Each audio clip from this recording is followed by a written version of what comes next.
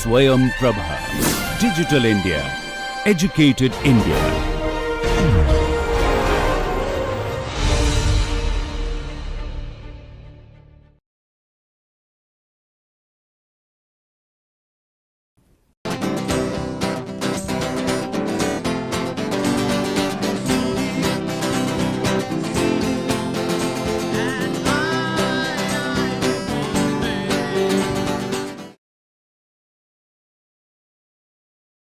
Today, we are going to discuss Aristotle's philosophy of mind.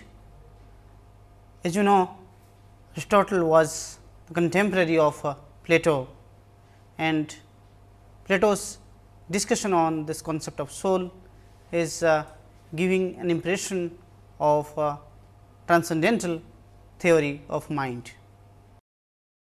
The soul in Plato is transcendental because it is not composed by the body. It is the essence of life. It is the essence of motions. It is transcendental because the soul is responsible for causing various kinds of motions.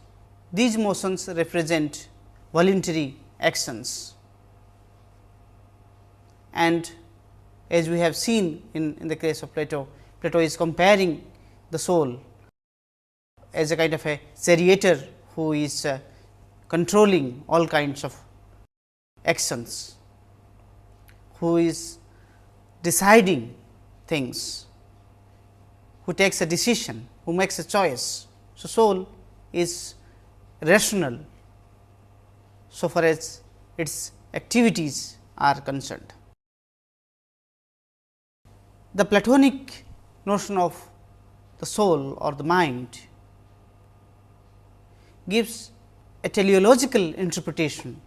It is not only transcendental, but this notion of transcendence is associated with the notion of telos, as if there is a purpose behind this whole activities of the soul or the activities of human existence.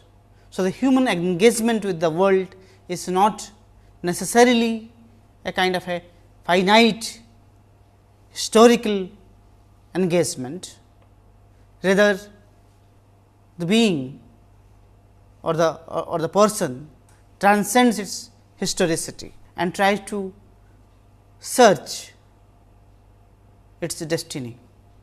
So, there is a divine, there is this sense of divinity associated with the soul.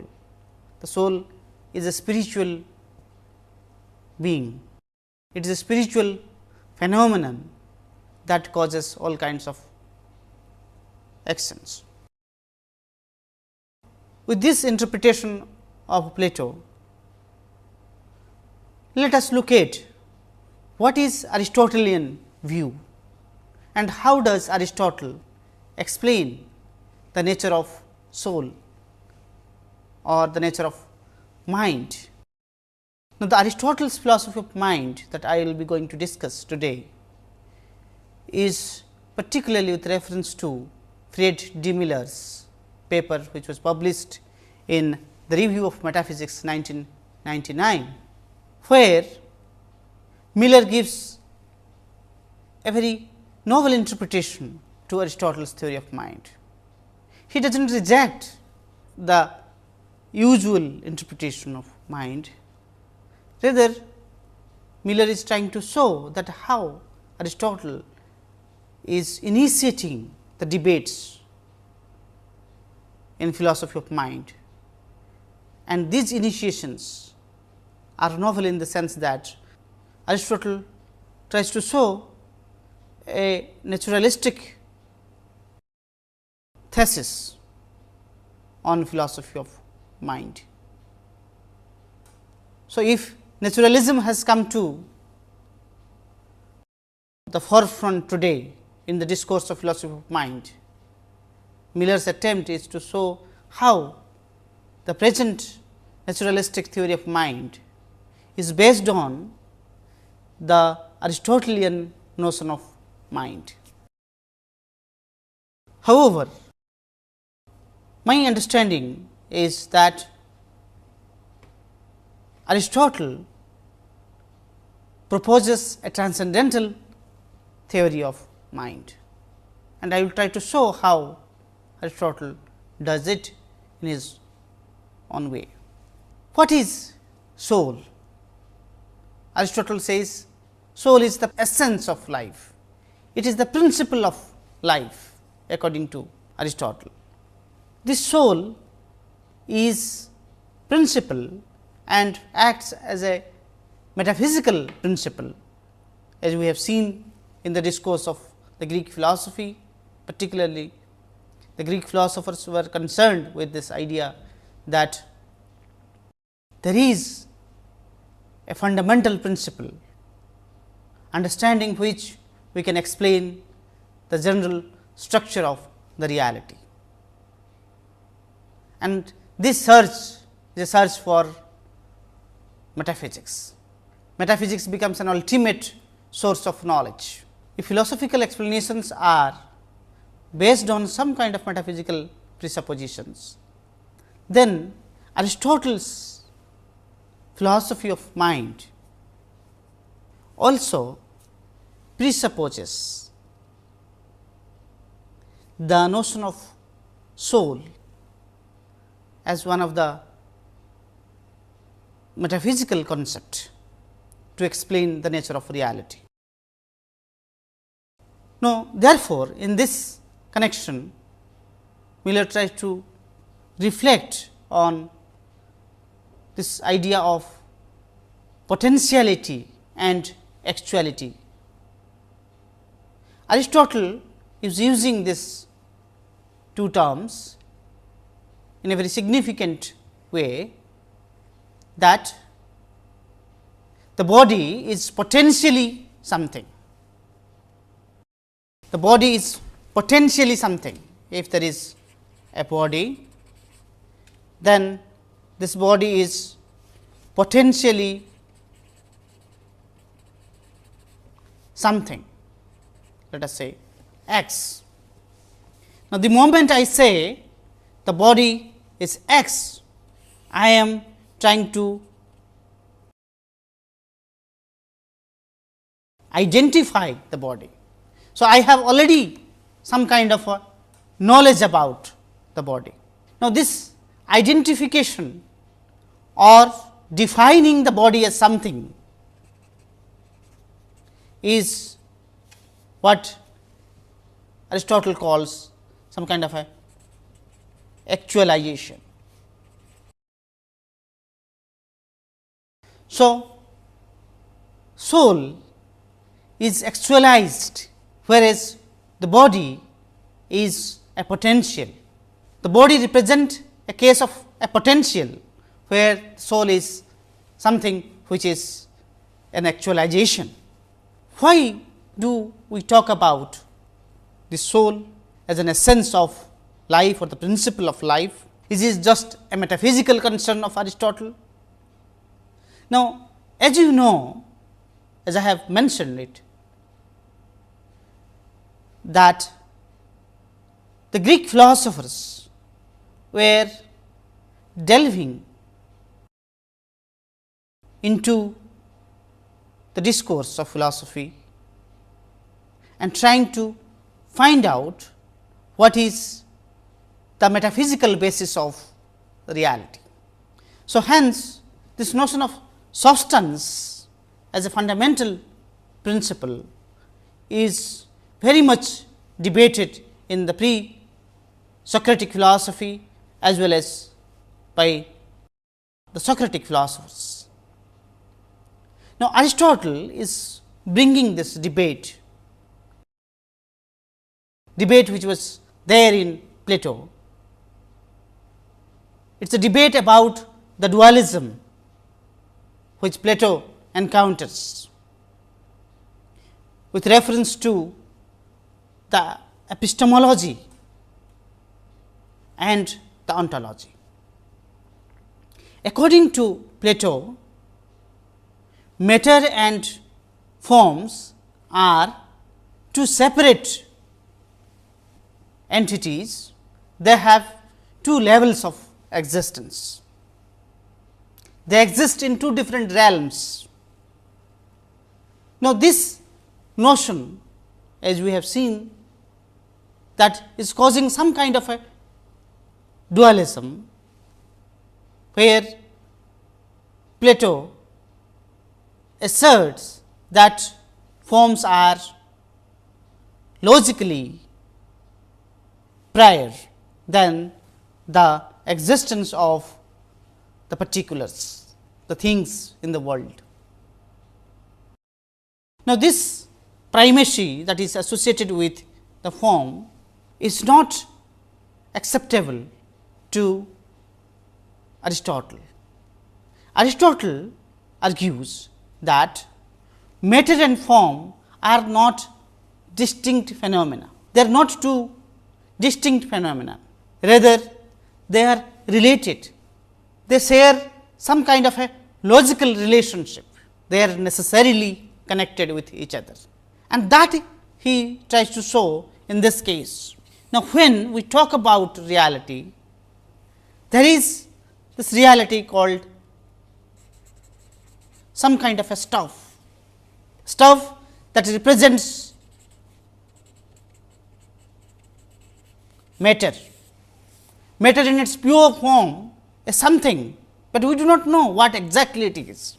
So, the matter actualizes in the process. So, there is a process involved.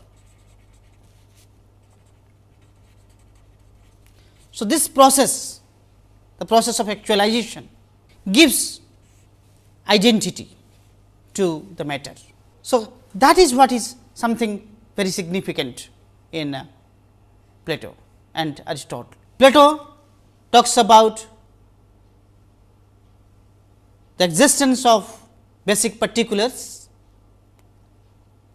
in the form of the copies, that these particulars are the copies of forms or ideas, whereas Aristotle emphasizes that they are not the copies, rather they carry the form. It is the form which gives them some kind of identity.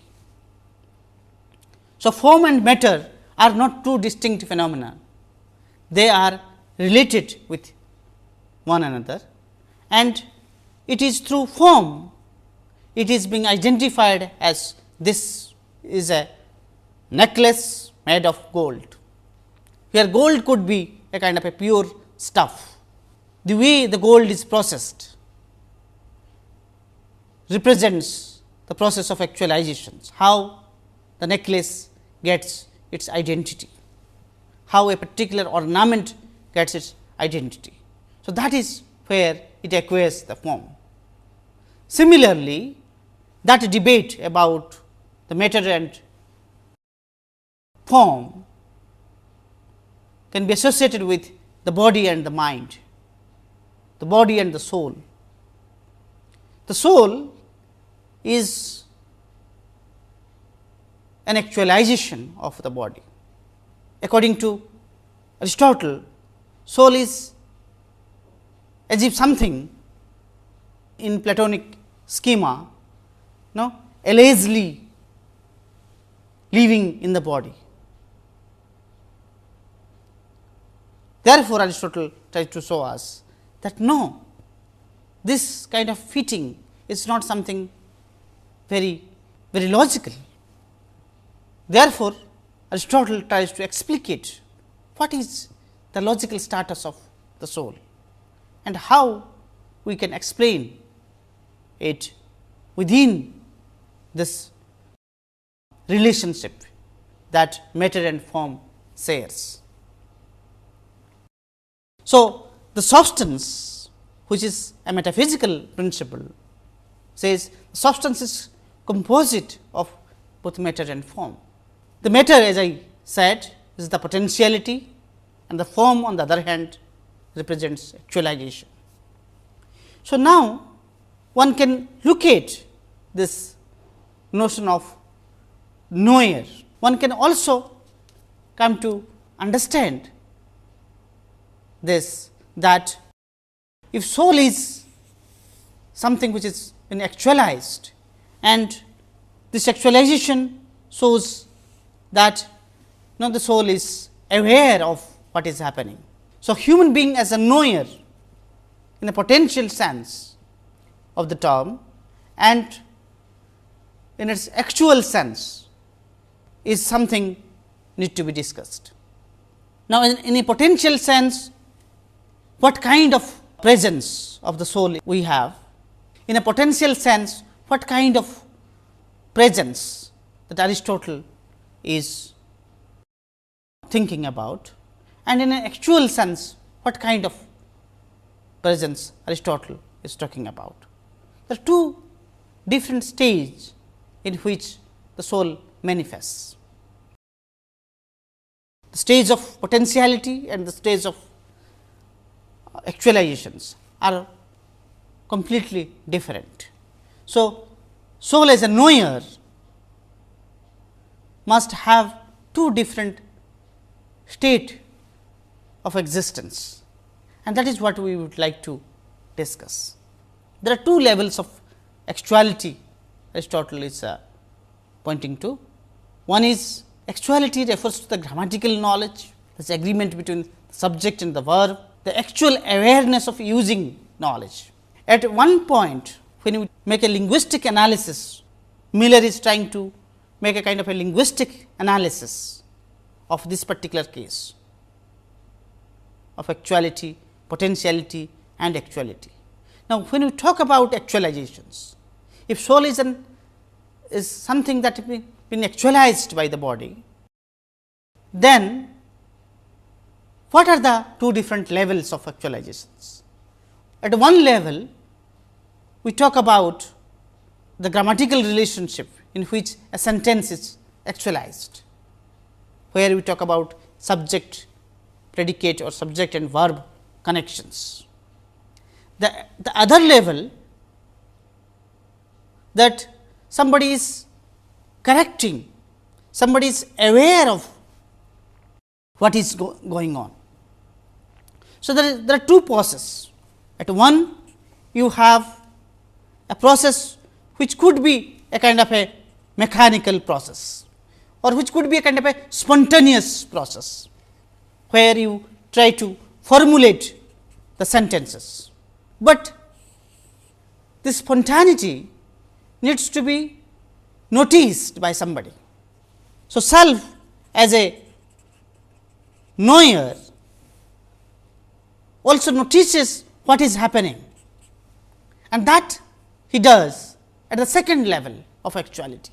Miller has been very analytical in his interpretations, that where he tries to correct the processes. Now, this awareness is something very important. One level, the first level, we are talking about a process which could be a mechanical process without happening without the knowledge of the knower. At another level, you have a process which is intentional process, in the sense that the knower is aware of this fact that yes, it is happening. Like, I am conscious, and I am conscious of the fact that I am conscious, are two levels of consciousness. Now, when I say I am conscious, it is a natural fact that I am conscious of something, but if I make a claim, a knowledge claim, then I must say that yes, I am conscious of this fact that X is there in the class and listening to my lectures. So, this is a kind of a second level consciousness. The similar kind of analysis Miller is doing here, that at one level the subject, the individual is formulating sentences.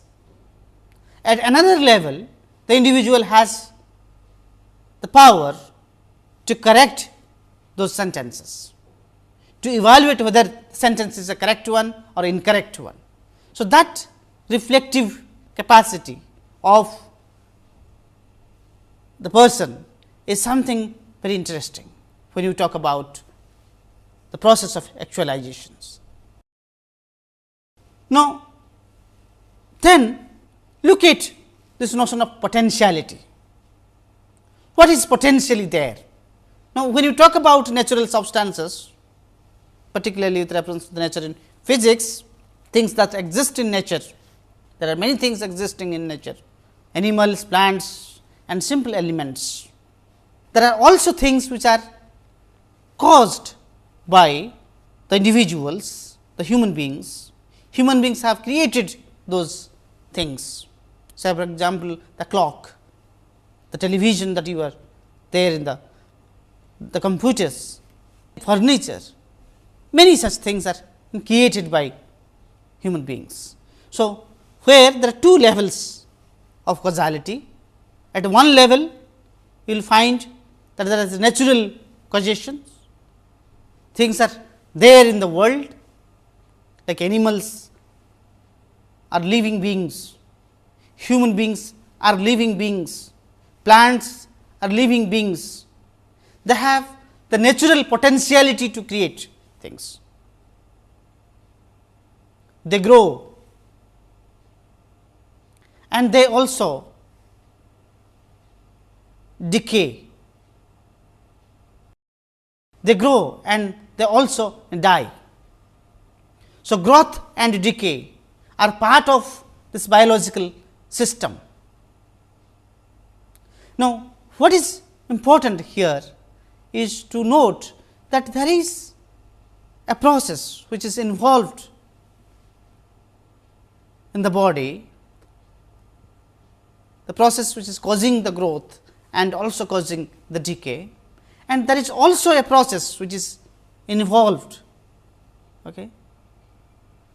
in the individual, in the human beings, where they create new things, they create many artifacts. So, that is what is trying to show, that there are natural substances and there are certain artifacts, and artifacts are caused by human beings.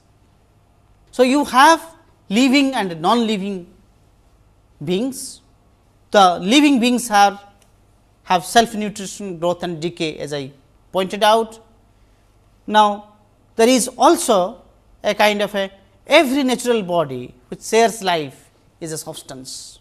This is the Aristotelian understanding of the substance, that every living being which shares life is a substance, because in Aristotle you know that soul is the essence or the principle of life. So, there is an essence to this life. So, having this essence, Aristotle says that there is a substance in these living beings. Now, this relationship between the substance and the body is not a mechanical relationship, it is a natural relationship. And what kind of naturalism Aristotle is advocating? We need to look at that. The other point which Aristotle is making here, particularly with reference to the relation, is that the body and soul stand to each other as the matter and form stand to each other. I have already stated about it, and that when I talk about a particular entity or a particular thing, say chair, I already pointed out that yes, that chair. So, or this chair on which I am sitting and talking to you. Now, this gives some kind of identity to the particular thing. So, there is a form which gives identity or which brings the identity to the matter, is intrinsically related with the matter, cannot really isolate them, put them in the Platonic world of forms. So, regarding the relation, Aristotle states, I would cite this quotation from Miller. Miller writes, for the body is a subject and matter, and is not an attribute of the subject. Hence, soul is not an attribute of the body, rather soul is the substance in the sense of the form of natural body, which potentially partakes of life. Unquote. Now, this notion of soul as a substance in the sense that it naturally takes the body. Okay.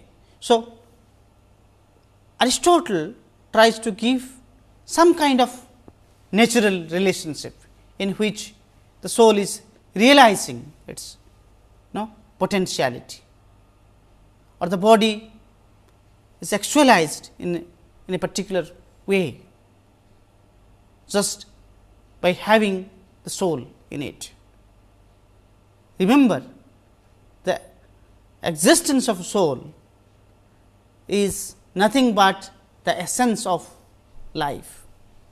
So, in the first level of actualizations, so what you exactly have is this. So, knowledge as an actual state, and the second level you are being aware of the fact, being awake. So, existence as a living being and your existence as a living being, and also being aware of this fact that you are living, is something very important. So, the soul is the first level of actualization of a natural body, which potentially partakes in life, where one is aware of this fact that there are cases, there are activities which you are aware of. So, there are four things or four levels, different levels in which we can talk about the soul. One is the intellect, perception, locomotion and rest, nutritive movement, growth and decay. Now, this is the fourth level, where you will find every biological system, organic system has this capacity, has this power. Then little higher than this will have both the two, that is the locomotion and rest. The body can move and control its movement, can self control its movement. Then there are organic systems which have perceptive powers. They have senses to receive information, to receive sense data. So, the power of sense organs associated with the body. Then at the highest level, you have the capacity to reason out, capacity to discern, capacity to identify things as something. That is where you place reason or intellect. So, human beings are with all the four. Lesser beings than the human, but Aristotle calls only human beings are rational, because they can formulate a normative world. Their normative world is far more superior than the normative world in which animals live. Now, this superiority is something to do with their complex form of life. Human beings live a very complex form of life. The knowledge systems in which humans live is much more complex than the knowledge systems in which, or the normative structure in which the animals have their own form of life. Okay. So, that is the difference. Okay. So, the Aristotelian form of life, where human beings are extraordinary capacity of rationality and intellect, is something to do with the description of the soul, how soul is an important category there. So, as I said, Aristotle was critical to Plato and Pythagoras. Now, this criticism is something very significant in the sense that, as I mentioned earlier, Aristotle thinks that soul is allegedly, Plato has allegedly put the soul in the body. For Aristotle, the body is constituted of certain organic systems, and each system is interlocking, and they are interlocked in the organic structure. Okay. So, systems, subsystems are functioning within the structure of the body. So, this power and the power of interlocking relationship is something very significant when you talk about soul and its relationship with the body. Plato has given no explanation regarding the cause and the condition of the body. So, therefore, Aristotle tries to draw our attention to this fact that each body has a peculiar form, each body is unique, and soul must use its body, in the sense that soul has the power of using its body. Soul must use its body in the sense that soul has the power of using its body. So, that is why soul has to use the body. Now, then let us summarize the nature of the soul. I would summarize like this: the soul is basically material in Aristotle. The body stands to soul as the matter stands to the form. Soul is everlasting and imperishable. Now, this is where Aristotle is not totally rejecting Plato, that soul is everlasting and imperishable. What is perishable is the body. The body is an organic system, not only shows the symptom of growth, but also shows the symptom of decay. So, this process does not affect the quality of the soul. Intellect is different kind of power. So, the intellectual power, the rational power of the soul is not affected much by the decay of the body. What else the soul has? The soul has the power of contemplation. Contemplation is associated with the soul. The power of reflection is associated with the soul. Now, when we talk about the soul and its relationship with the body, we must also see now the Aristotelian explanation of this matter form relations more critically, okay, particularly with reference to Aristotle's causal explanation. Now, Aristotle gives 4 accounts of causations.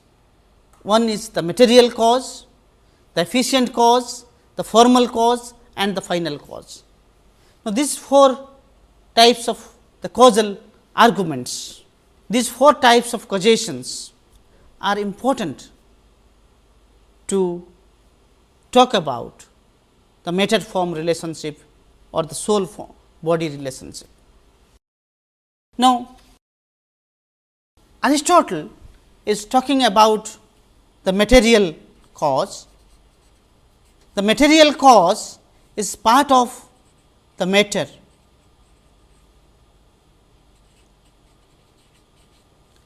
It is the basic stuff, as I said earlier. Now, the matter in itself cannot bring significant change. Look at now Aristotle's famous example of pot and the maker of the pot.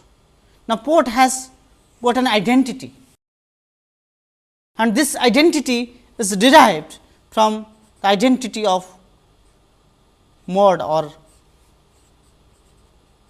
clay. Okay. So, clay represents the basic stuff. Okay.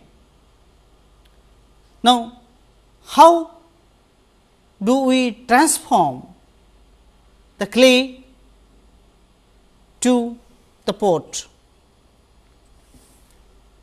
Now, to transform this, to actualize this process, we need to talk about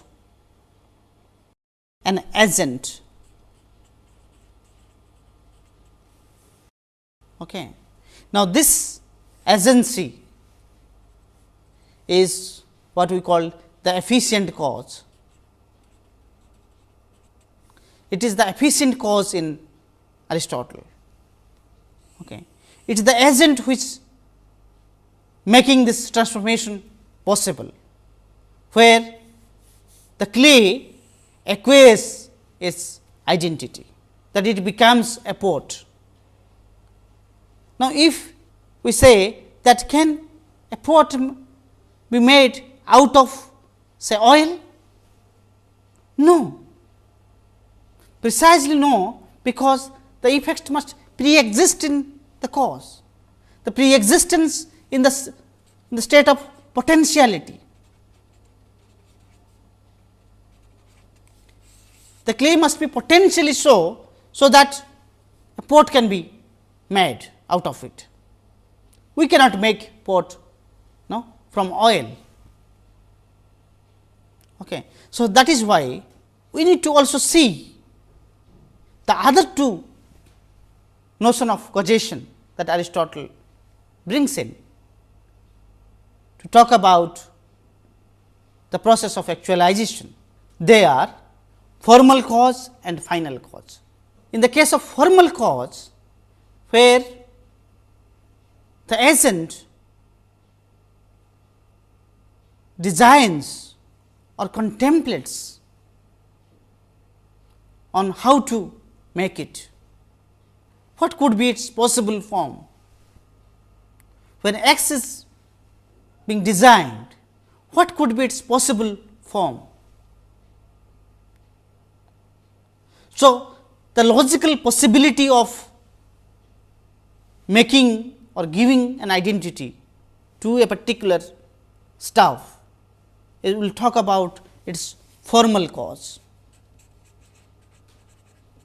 And that is why the agent conceptualizes what would be its formal cause, conceptualizes its existence. The pot is already conceptualized by the agent, and then between its conceptualized existence and existence as an entity. Okay. In my mind, I have conceptualized it something like this.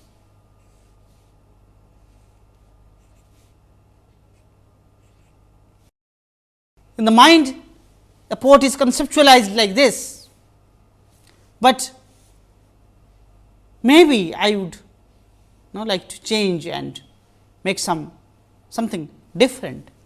So, in reality, it can be conceptualized, or it may come out like something little different, not maybe significantly different, but maybe little different. So, there are external conditions in which you will try to see that the two similar pods are not identical with each other. This may be similarly designed, formed, but they are not two identical objects. So, therefore, the final cause is different and also has certain specific explanation than formal and the material cause. So, material cause represents the basic material out of which a thing is produced, whereas the agent who really makes this transformation, make this change possible.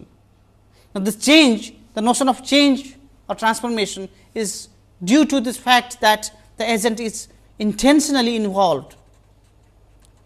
The intention of the agent is thinking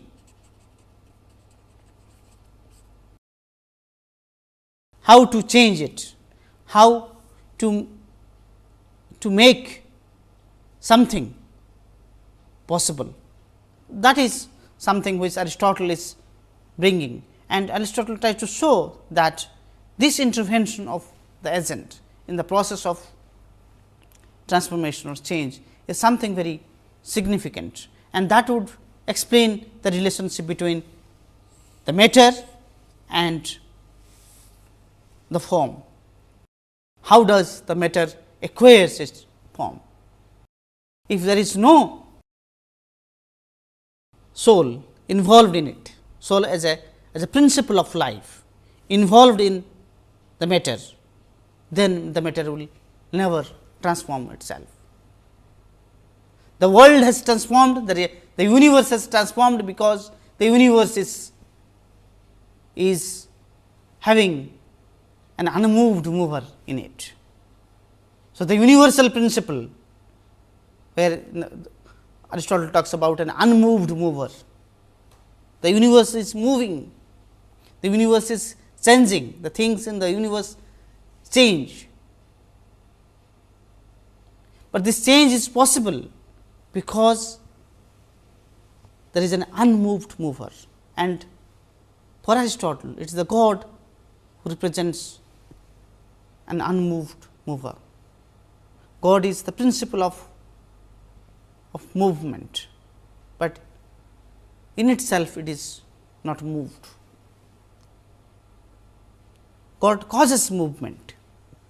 So, like the individuals, the human beings cause transformations, they create things. Now, this creation of various artifacts is due to not they are just having some kind of a principle or substance which is the principle of life, but this principle is also having intellect. Okay.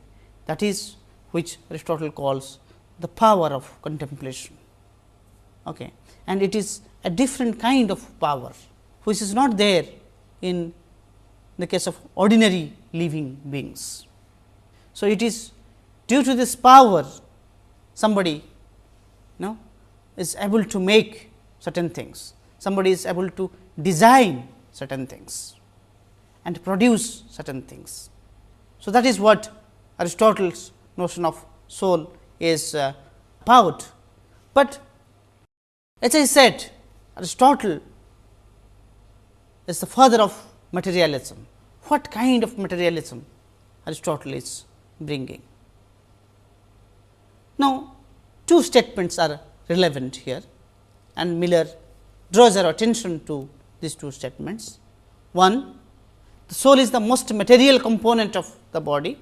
So, soul is not allegedly entered into the body. Soul is not something which is outside the body and it has intervened.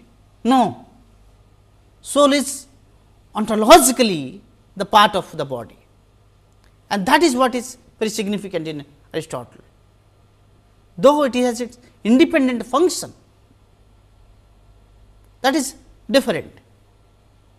But what Aristotle is trying to show, that their logical relation, and where soul is the most material component of the body. Soul consists of some condition, dispositions and alternation of the material components of the body.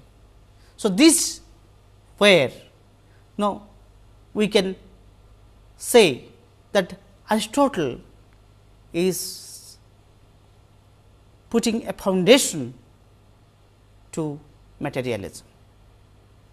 The whole materialistic theory of mind that we are seeing in the case of eliminative materialism, physicalism, functionalism, behaviorism, etc., tries to draw the theoretical assumptions from this Aristotelian notion of body-mind relationship. With this, I would like to conclude that Aristotle is not purely a materialistic one, though he is talking about the soul is part of the body, but still soul has a logical function, the function which is independent of the function of the body.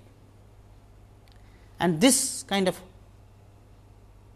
function is very significant when we talk about voluntary actions, voluntary rational movements that the agent makes. So, which is different from a pure materialistic understanding of the body, where body and mind are logically identical. Aristotle does not make this identity.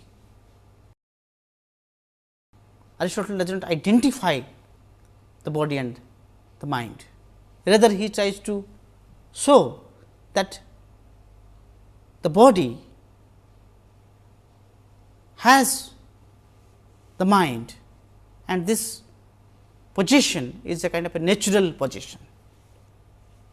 Okay.